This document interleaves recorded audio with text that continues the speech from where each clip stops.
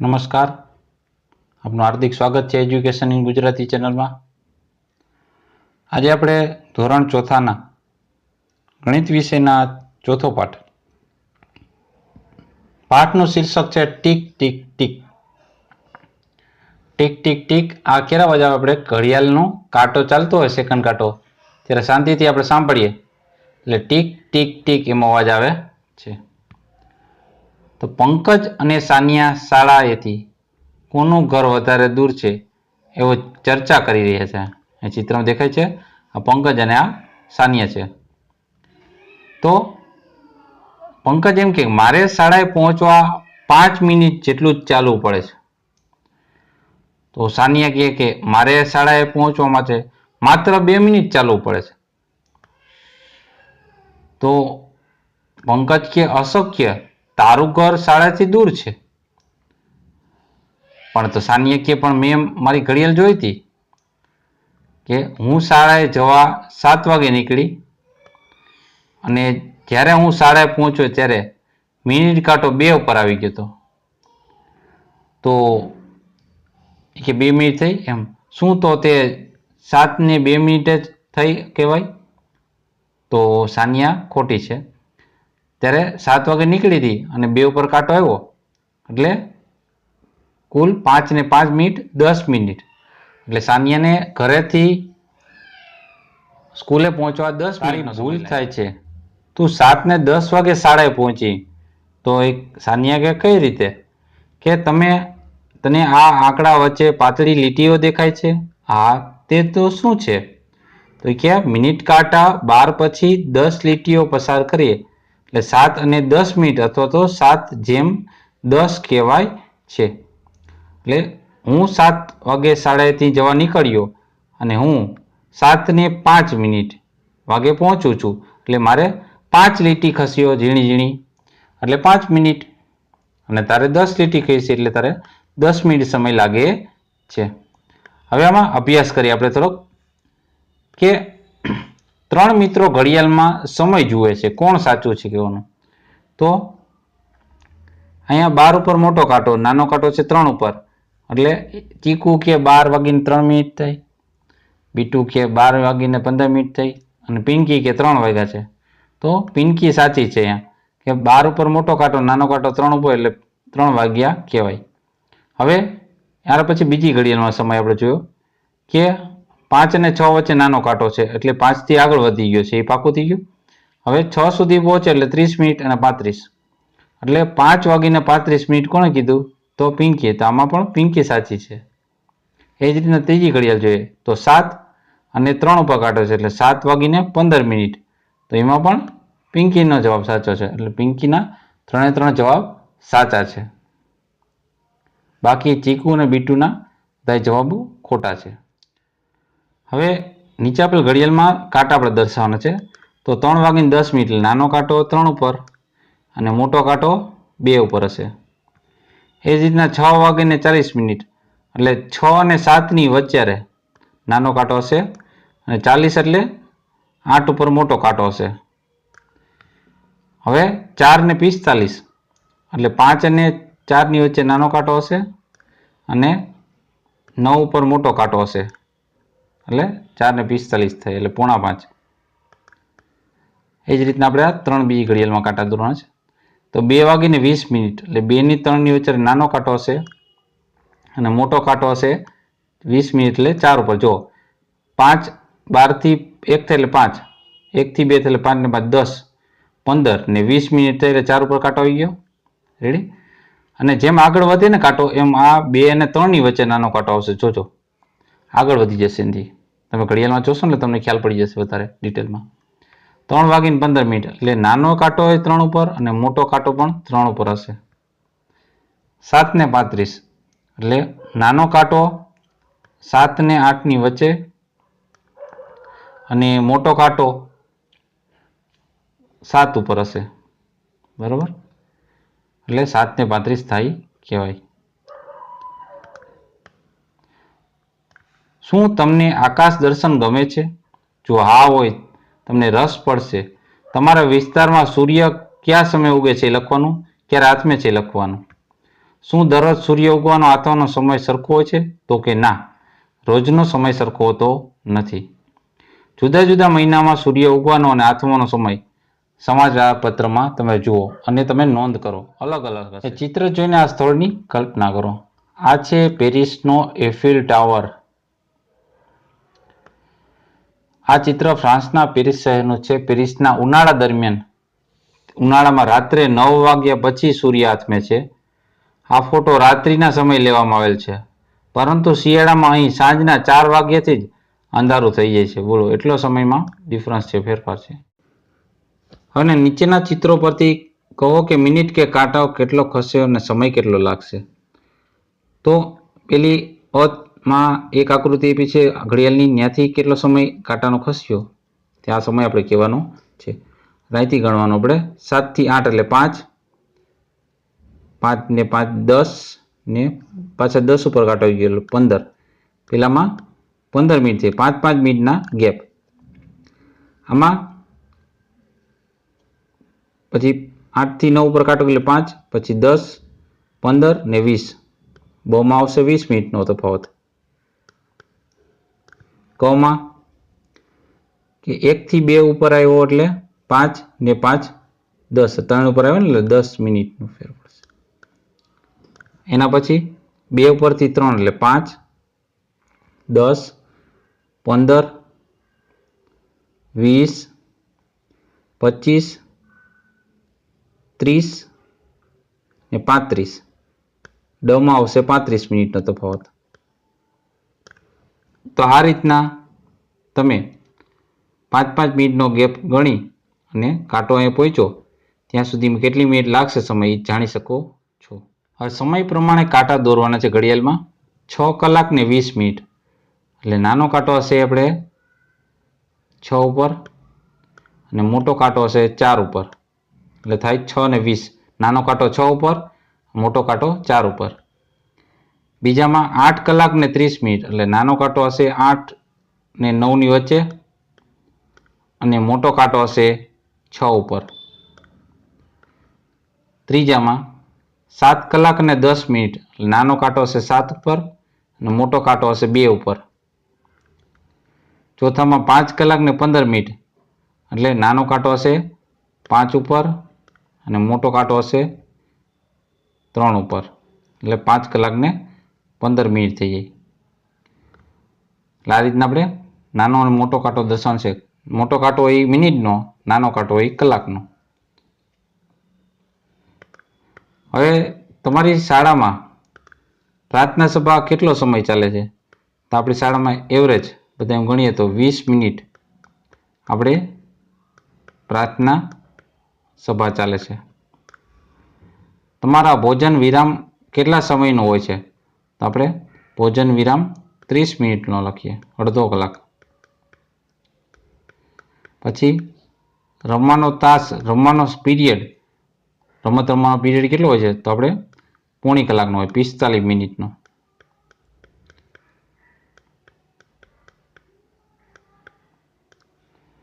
તમારો રમવાનો તાસ કેટલો લાંબો હોય છે? 45 મિનિટ. તો તેનો સમય બીજા તાસ જેટલો જ હોય છે? તો હા, ઘણા સ્કૂલમાં હોય અને ઘણા સ્કૂલમાં ના પણ હોય. હવે રમતનો તાસ અને રિસેસનો સમય આટલા ટૂંકા શું તેવું જ નથી? તો ઘણા સ્કૂલમાં ટૂંકા હોય એકદમ, તેવું બની શકે. આ પ્રવૃત્તિઓ કરવાની છે. કેટલી મિનિટનો સમય લેશે અનુમાન કરો અને ઘરે જઈને ચકાસો. દાખલા તરીકે 1 લીટર દૂધ ગરમ કરવું હોય તમારે, તો ગેસમાં આપણે કેટલી મિનિટ થાય? તો વધીને 5 મિનિટ થતી હોય, બરાબર. ડોલ ભરવી હોય તો 2 મિનિટમાં ડોલ ભરાઈ જતી હોય. તમારે રૂમ વાળવો હોય તો 10 મિનિટમાં રૂમ ભરાઈ જતો હોય. એટલે આ બધી આપણે અનુમાન કરવાનું છે. પછી રૂમ ઘણી વાર મોટા હોય તો વધારે વાર લાગે. સમજાણું? આ પ્રવૃત્તિ માત્ર કરવાની છે. હવે પ્રવૃત્તિ સમય 1 મિનિટમાં તમે કેટલી વખત ચપટાઈ વગાડી શકો તો એ લખવાનું છે. કેટલા દોરડા કૂદી શકો એ લખવાનું છે. ઉપર નીચે કેટલું કૂદો છે એ લખવાનું છે. હજુ વધુ મનોરંજન પ્રવૃત્તિઓ આપણે નોંધવાની છે. અહીં તમારે માટે બીજા પડકારો છે, એટલે અઘરું થોડુંક થાય કે કેટલો લાંબો સમય તમને અટક્યા વગર બોલી શકો? તો ઘણા 2 મિનિટ બોલી શકે. એક પગે કેટલા, એક પગમાં કેટલા, 2 પગની જગ્યાએ એક પગેથી કેટલી વાર ઊભા રહી શકો? તો 5 મિનિટ ઊભા રહી શકો, પછી થાક લાગે. એટલે એ બધી નોંધ કરવાની છે. અટક્યા વગર આ ગાઈ શકો કેટલી વખત, એ સમય લખવાનો છે મિનિટોમાં. તમને કેટલો સમય દોડતા લાગે? 15 મીટર દોડવાની સ્પર્ધામાં તમારે કેટલો સમય લાગે એ નોંધવાનો. આ દરેક પ્રવૃત્તિઓ તમારે કરી જોવાની. ચાલો આપણે ફરીથી ઘડિયાળ જોઈને અને એનો જવાબ આપીએ. આમાં એમ કીધું મિનિટ કાંટો 2 થી શરૂ થયો અને ફરી પાછો 2 સુધી પહોંચવા તેને કેટલી મિનિટ લાગશે?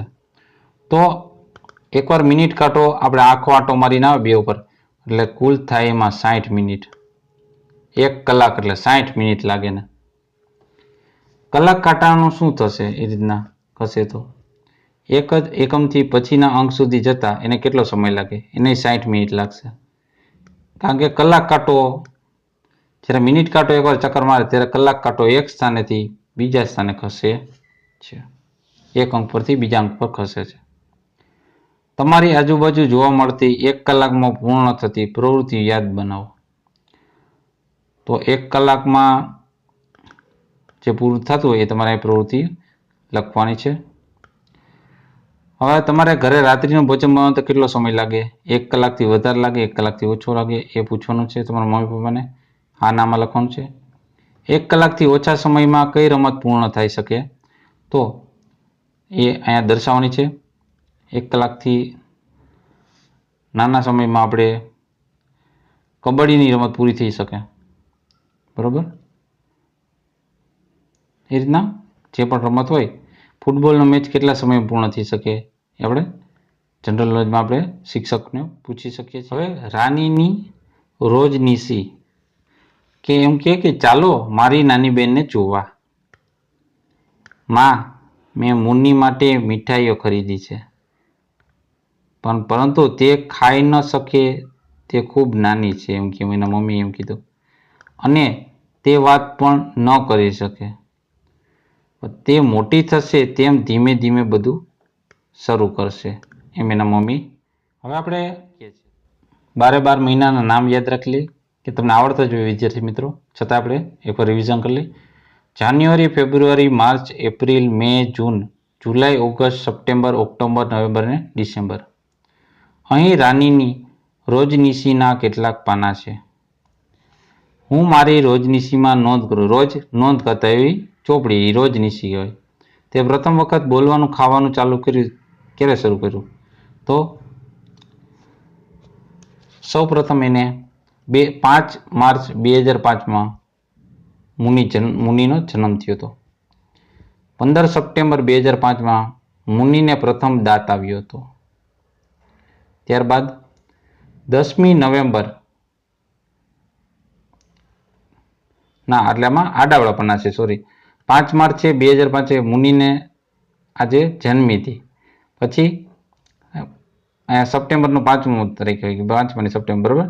એટલે 5મી સપ્ટેમ્બર એ 2005 મુનિએ કેળું ખાધું.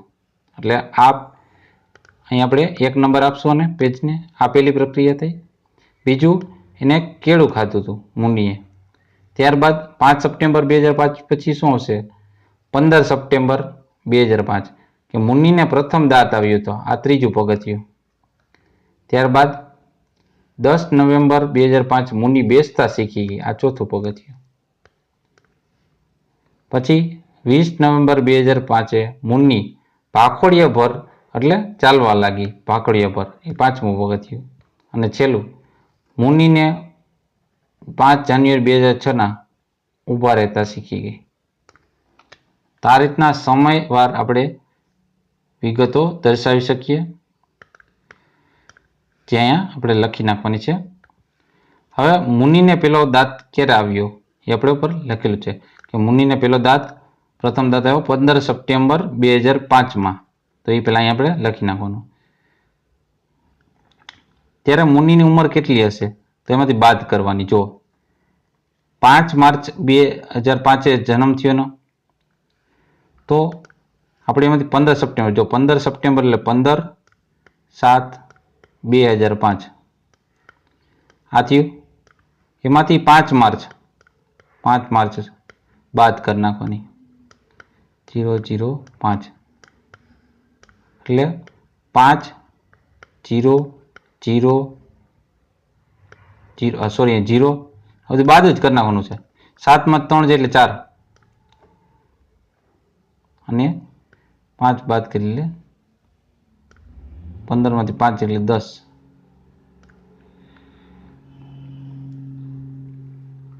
ટૂંકમાં 4 મહિના અને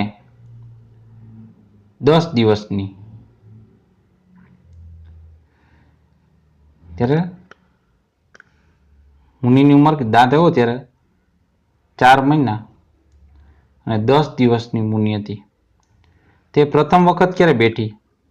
તો પ્રથમ વખત એ 10 નવેમ્બર 2005માં મુનિ બેસતા શીખી ગઈ હતી. તેને પ્રથમ દાંત આવ્યો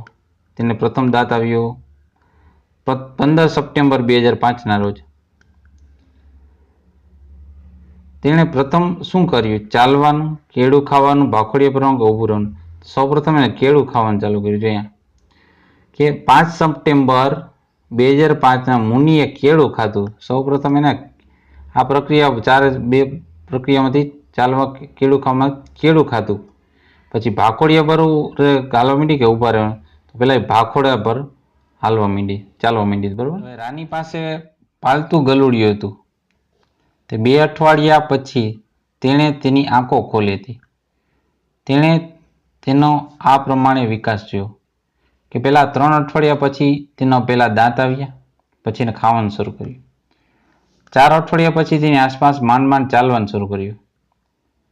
7 મહિના પછી બધા દાંત આવી ગયા. 7 મહિના પછી 1 વર્ષ પૂરું કર્યું ત્યાં તે મોટું કૂતરું બની ગયું અને તેના પોતાના ગલુડિયા હતા.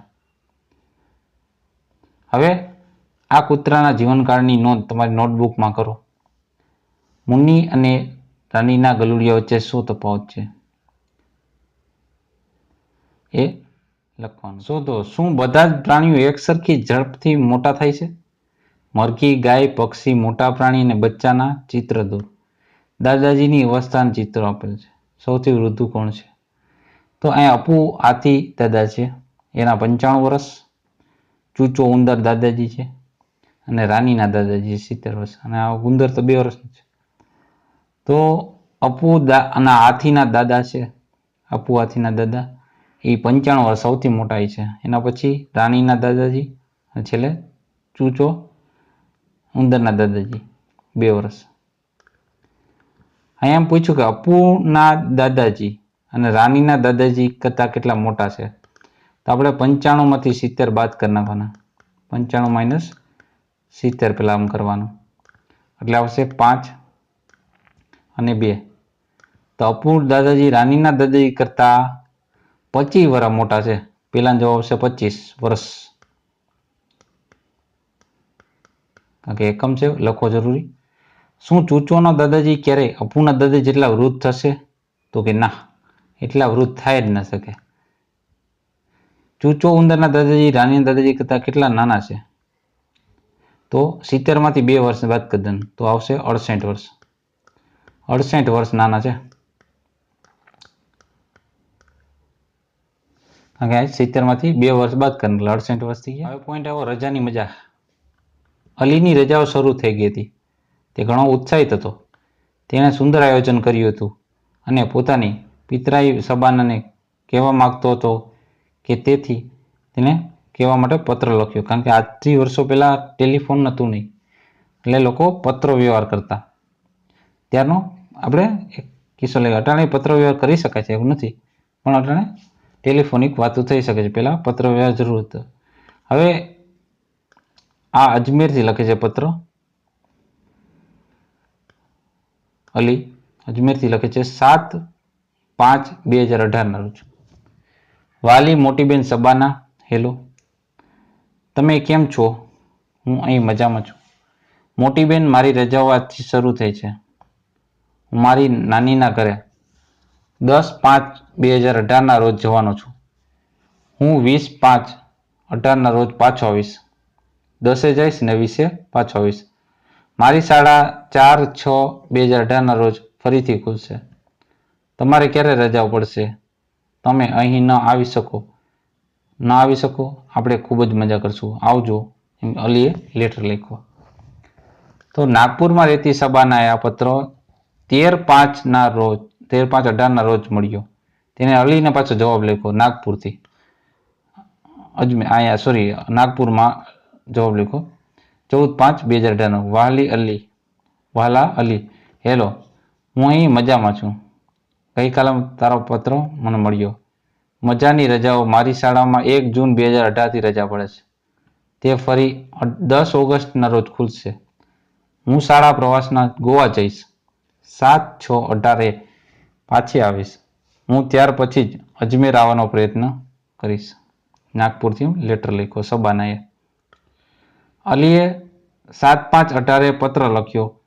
યાદ છે આપણે કઈ રીતે અંકોની તારીખ લખીએ છીએ કે 7/5 એટલે 7/5/2018 એમ લખીએ ને આપણે. તો 5મો એટલે 7 મે, 5મો મહિનો મે થાય તો 7, 5મો મહિનો એટલે મે 2018. આમ પણ તમે લખી શકો છો.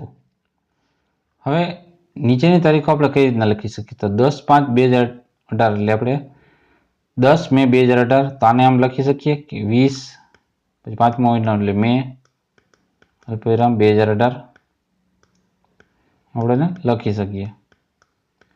એ જ રીતના 7, પછી 6મો મહિનો એટલે જૂન, અલ્પવિરામ 2018.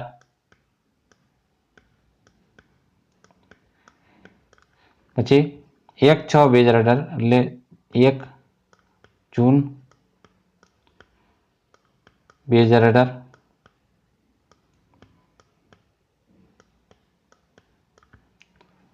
હવે નીચેની તારીખોને અંકમાં લખવાનું. તો જૂન મહિનો એટલે 6મો મહિનો, તો 1/6/2016.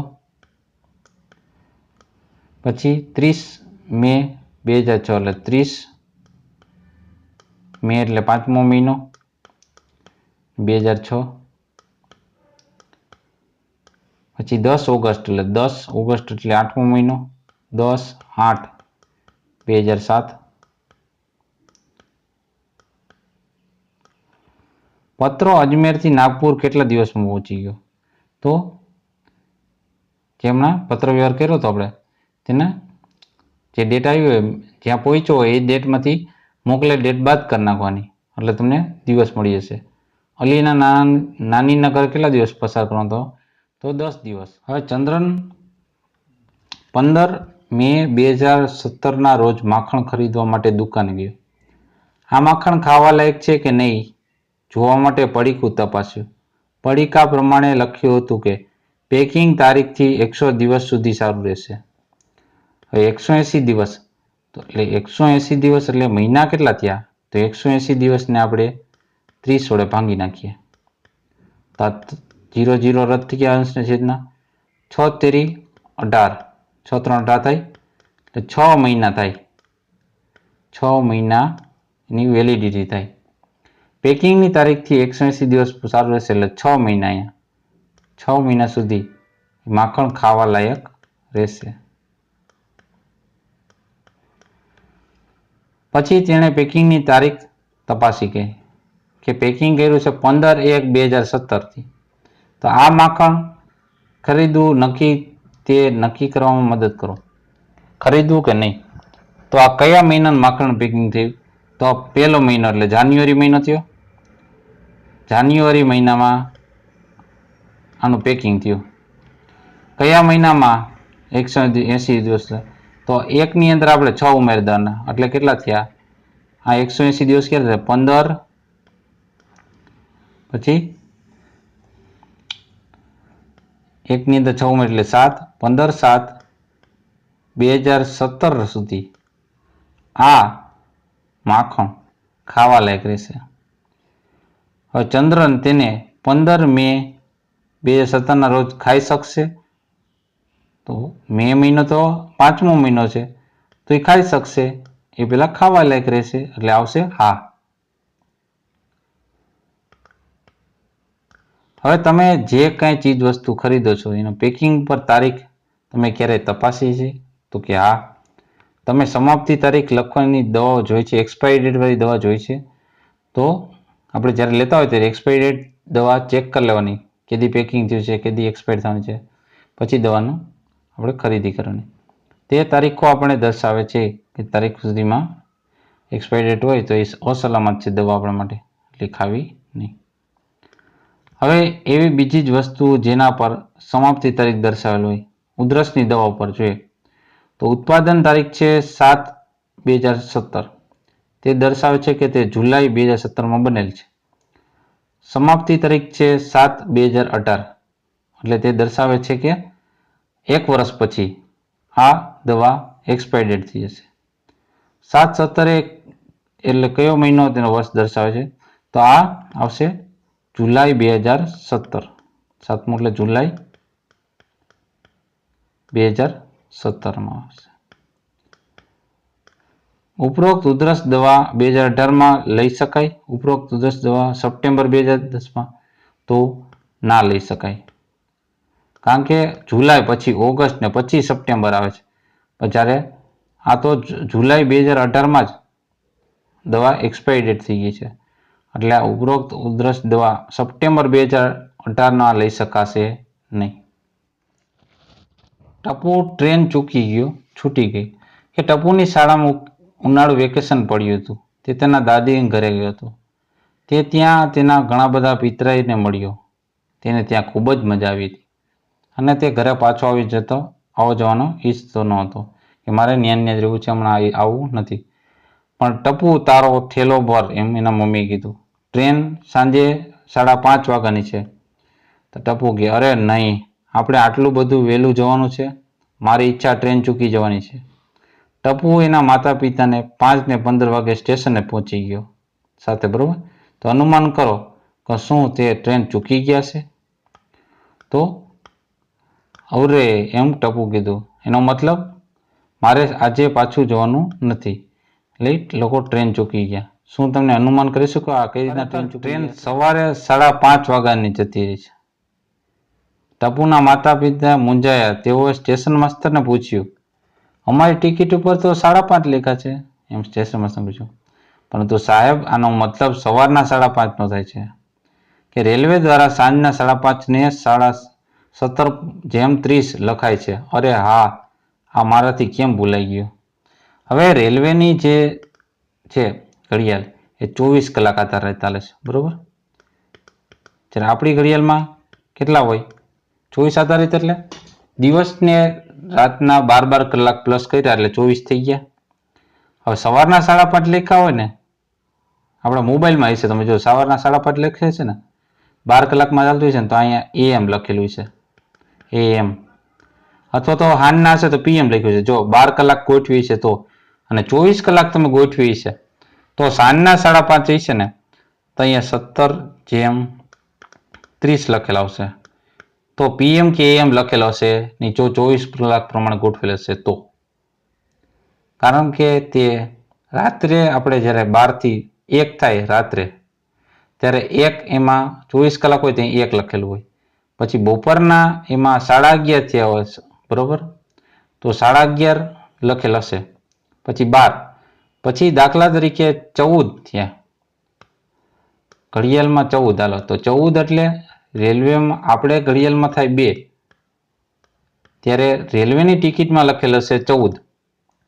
ખ્યાલ પડે છે તમને કે આ 24 કલાકને આધારિત ગણવામાં આવે છે સમય. એટલે એને જો સાંજની ટ્રેન હોત તો 17:30 લખેલો હોત. આવું શા માટે? કારણ કે તેઓ 24 કલાકની ઘડિયાળો ગણે છે. હવે જો આ કોષ્ટક ઉપરથી તમને 24 કલાકની ઘડિયાળની તફાવત સમજાઈ જશે. જો બપોરના 1 વાગ્યા છે, એમાં બપોરના 1 વાગ્યા છે એટલે જો ને 13 લખ્યા. 24 કલાકની ઘડિયાળનો સમય છે એટલા માટે. બપોરના 1 વાગ્યા એટલે 13, બપોરના 2 વાગ્યા એટલે 14 થયા. તો 3 વાગ્યા હોય તો કેટલા થાય? તો 3 વાગ્યા હોય એટલે અહીંયા થાય 15 કલાક. એ જ રીતના સાંજના 6 એટલે 3 વાગે એટલે 15, પછી 16, 17 ને 18, 18 લખાવો એટલે 6, પછી 9 કરવા છે, એટલે પછી 19, 20 ને 21, 21 કે ને એટલે રાતના 9 વાગ્યા હોય, અને મધ્યરાત્રિએ 12 વાગી ગયા એટલે પાછું એમાં 12 વાગી જાય એટલે 00 થઈ જશે આખી, 24 કલાક પછી સીધી 00, એકવાર 24 થઈ જાય પછી સીધા 00 આવી જાય, મધ્યરાત્રિના 12 થયા એટલે 24 લખેલ પહેલા આવે, પછી સીધા 12 ને 1 થયો એટલે શું થઈ જાય 0 0 જેમ 0 1 થઈ જાય છે. તો આ રીતના 24 કલાકની ઘડિયાળનો ઉપયોગ કરવામાં આવે છે રેલવેમાં. તમે કહેશો કે 24 કલાકવાળી ઘડિયાળ આવું શા માટે દર્શાવે છે? ધારો કે રાત્રિના 8:30ની ટ્રેન છે તો રેલવે ટિકિટ પર શું લખેલું છે? તો આપણે 12થી ગણવાનું, 12 પછી 1 એટલે 13, 14, 15, 16, 17, 18, 19 ને 20.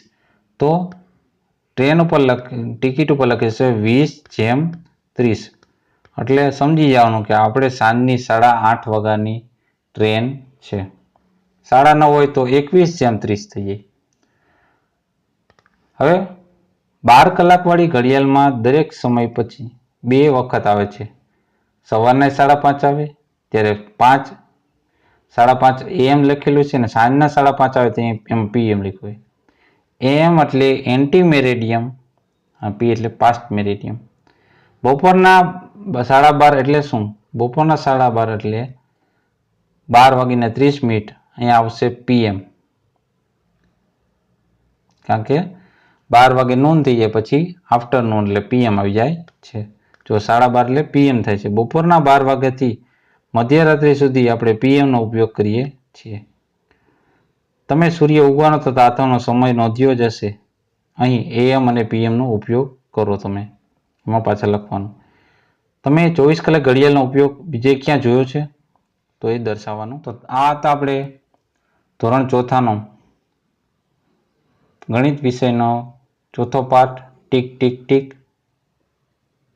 આમાં તમને અગત્યના મુદ્દાઓ જોયા, જાણ્યા અને સમજ્યા છે. જો વિડીયો ગમ્યો હોય તો લાઈક કરવાનું પ્લીઝ ભૂલતા નહીં, શેર કરવાનું ભૂલતા નહીં.